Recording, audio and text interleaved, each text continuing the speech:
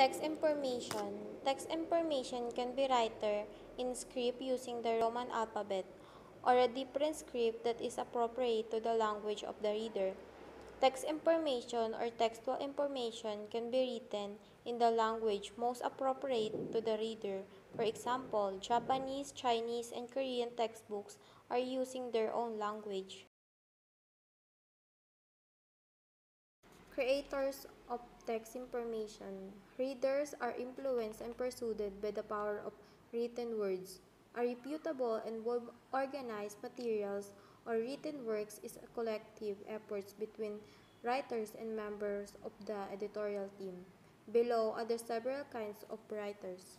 Number one is author, someone who writes books, stories, or article on different kind of topics. However, there is a difference in a focus of their writing. Usually, an author writes stories or article that are length, like a novel. They are also connected to scholarly works such as general reference materials or a textbook.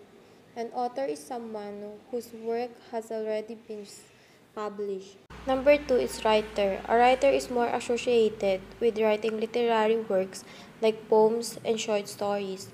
A writer is usually a person who writes stories or article as an occupation, like a journalist, blogger, or screenwriter. The number three is contributor. Like a writer, the contributor spends time writing articles about topics that are particularly interesting. Contributors can only submit articles depending on the theme or space available. Most writers work full-time in publications or publishing companies, but some works as freelance writers or contributors.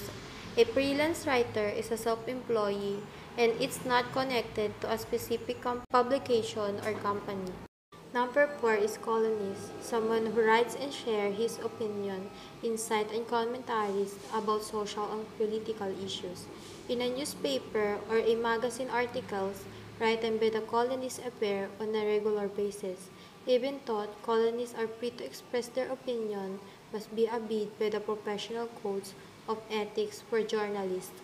This means that columnists should avoid using and making biased and derogatory remarks. Number five is blogger.